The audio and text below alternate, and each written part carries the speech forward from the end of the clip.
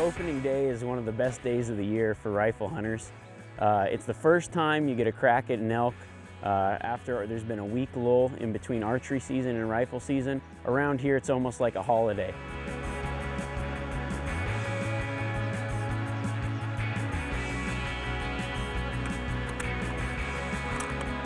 Tomorrow morning, opening morning. Hey, I'm full of anticipation, and you know, that's what hunting's all about.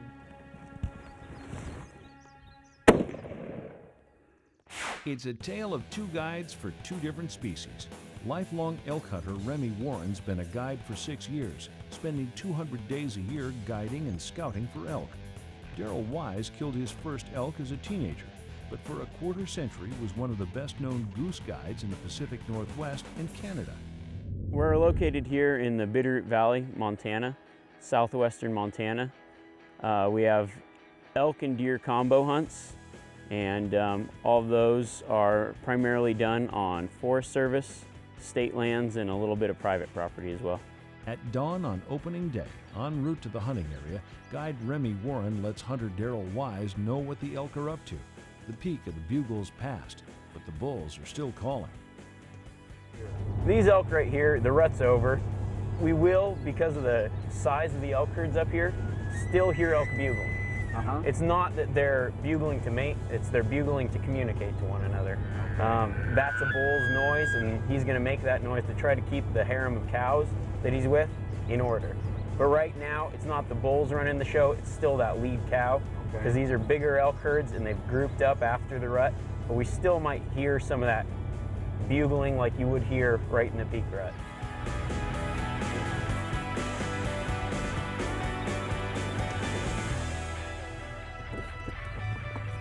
All right.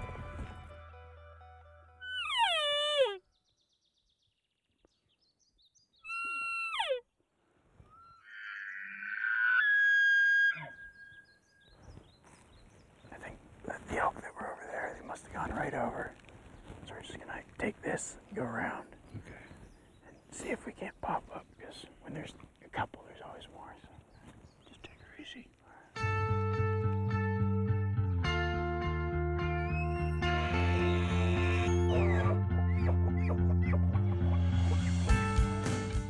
This one's just a 5-point, not huge. Take a look.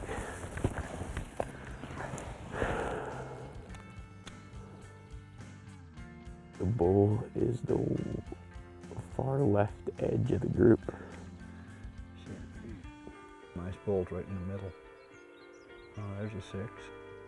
Oh, his sons look so good on his horns. He's just pushing that cow. Yeah, I can see his horns right perfect. Well, they're about a mile away, so we'll start working over in that direction. And you never know, we might run into other elk on the way. Well, let's see if everything pans out. He'll be right in our laps in a little bit. So It'd be fun to be. Yeah, I'd rather be looking at him through the crosshairs than through the spot and scope.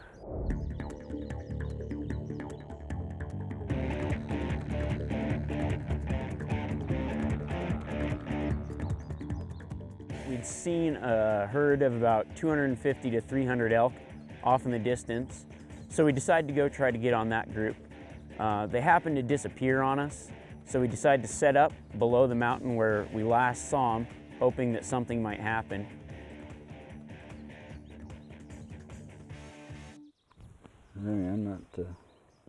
I'm not seeing anything. I'm kind of concerned about what might be happening right around the corner behind us. I think, if you don't mind, I'll just go around the corner and take a look.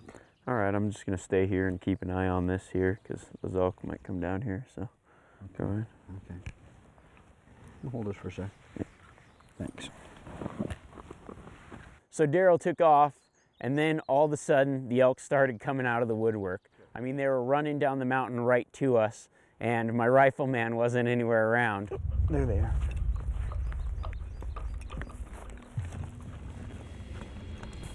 Hey, Darrell. So I got Darrell's attention, and the hunt was on. Right there.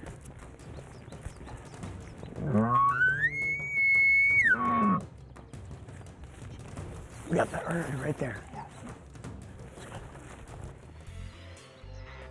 little stump up there. There he is. There's a stump we can shoot from. All right, let's get set up over Yeah, there. let's get up there.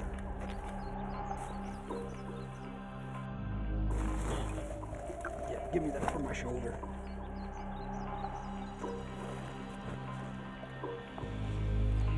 Moving.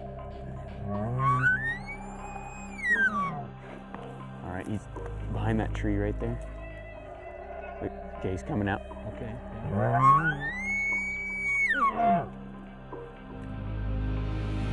Watch those cows in front of him. Wood cow right there.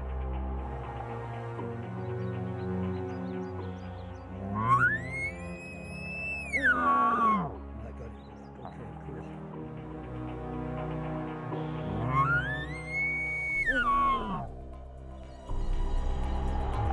Will you tell me when? Go ahead and take him when you get a shot. Okay. Yeah, go ahead and take him.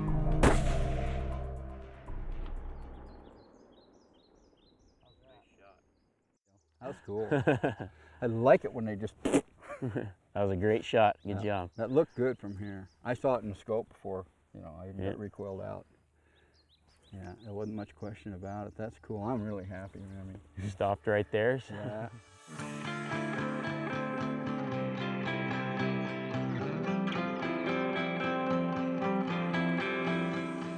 Even the most passionate fan of elk hunting has to admit that it is, in the words of one hunter, hard work disguised as fun. As long and difficult as the process of finding and killing an elk may be, the real job starts after the trigger's pulled. But it's part of the hunt no true elk hunter wants to miss. I really like the thrill of elk hunting. Something about it that's unique. You know, they're one of the most magnificent animals that we have in North America. They're just royal, they're regal, they're cool. They just ring your bell. And you know, if you didn't like this, if this didn't crank you, I think maybe you don't have blood flowing through your veins. Elk really aren't one of the animals that you can just pick up your things, go out and find. I mean, it takes years of being out in the field and knowing their habits and knowing where they're at to really have good success. The average hunter that comes out from out of state on his own harvests a bull once in every 7 years. I mean, the hunters that come out with me are 100% success, and so it really increases your opportunity at harvesting a bull when you come out with somebody that knows the area, knows how to hunt elk, and can find them for you. It's as steep as I thought, though. Yeah. Here. Thanks. When I first met Remi, being my age, looking down, man, this fellow is younger than my youngest kids. He's a baby. I was thinking, well, how much experience can someone that age have? No, he showed me. He showed me. He is really going to go a long ways in this business. All right. Almost there.